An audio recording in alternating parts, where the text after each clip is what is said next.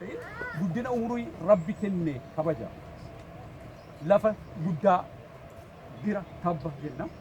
Muka guddaa odaan waammannu guddina waaqayyooti fi mallattoo kennaa waaqaa ta'uu amanuudhaaniiti wanneen kana bira dhaabbachuudhaan waaqayyoon kana ta'uu jedha.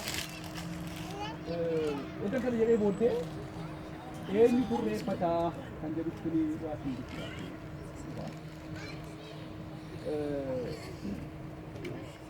waggaa gasii jedhamee bal'inaan barraa'u baatus waaqeffannaan irreessa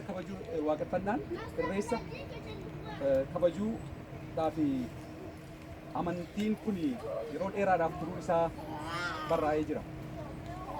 Dursa madda amantiiwwanii jabanaa fi kan lafa kana dhaalee jiru kan kiristaanaa fi amanteewwan islaamaa biraaf illee buqqaa akka ta'etti barreeffamee jira. Kana immoo kan nuyi argaa jirru kitaabawwan adda addaa qorannoo deebisan kan fakkeenyaaf kanneen akka Profeesar Magaaloomat Shamsaddiin waa'ee qaroomina ilmaan Kush yennaa barreessu irrayyuu qaroominni kan warra Israa'el kan fakkaatanii Kushirraatii madduu dandahaa kan jedhu tokkotti lafa kaa'ee jira.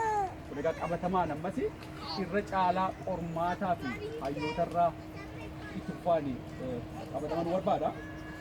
Sana ejan kana jedhee booddee Oromoon amma jaarraa 19ffaa irratti waaqeffachuudhaanii irreeffachaa fi waaqeffachaa akka ture. Edda jaarraa jalqaba walakkeessa jaarraa 19ffaa irraa kaasee amanteensaa, aadaansaa, afaansaa hundumtuu akka dhabaa dhufeefi akka cabe seenaan ifa godhaa jira. Irreeffannaan aadaa booddessaa fi alagaa akka ta'etti irratti ololamuudhaaf cabsuudhaaf balleessuu fi duudhi irratti akeekame guddaa ta'us har'a sana bira qaxxaamuree jirra. Akkuma beeknu amanteen Oromoo amantii halagaati jedhamee biyya keenya irratti dubbatamaa ture. Nuyyuu amantii halagaati jennee ilaalaa turre. Lakkii amantii halagaa hin turre amanteen kun. Amanteen kun amantee jirees amantee indijiinees ta'e biyya sana keessatti amantee Afriikaadhaaf hundee ta'uudha jechuudha. Qaroomina akkuma sila jenne Abbayyaa keessatti ilmaan Kush maddi isaayyuu amantee kana dhaa jedhanii barreessu kan akka Malkidee Profeesar Shamsaddiin fa'aa akkasumallee kan biraatis.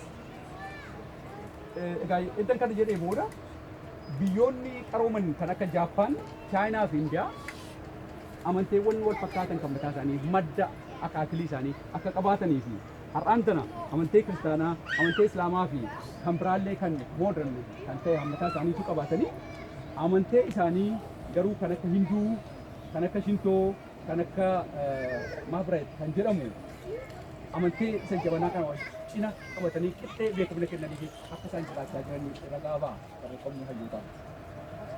Irreessi Oromoo garuu akka boodattafaa fi akka kan biraa ta'etti irratti uumamee cabeera biyya keenya irratti.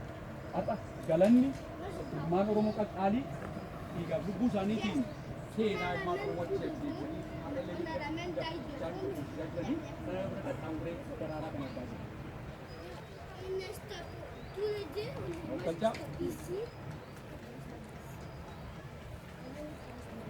Amantiin Oromoo amantii kamiinuu waliin faallessuu. Amantiin Oromoo kamuu amantii kamiinuu hin balaaleffatu.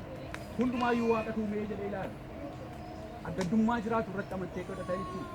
Akka uumaa isaatti namuu jiraachuu qabaa jedha amantiin Oromoo. Kanaaf eenyutu irreeffata kan jedhuu fi sabboonummaa ofii kan beeku ta'uu fi kan eenyummaa saba isaatii jaallatu irreeffata. Sabboonummaan afaan, aadaa, amantii saba ofii osoo keessaa hin haqin, hin maqsin akka inni jirutti jaallachuu danda'udha. Sabboonummaa kan nuyi jennu walumaa galatti kan utuu keessaa hin maqsin, utuu keessaa hin dhabsin amantee afaan, aadaa saba ofii waliin jaallachuu danda'e. Kan ittiin boonudha.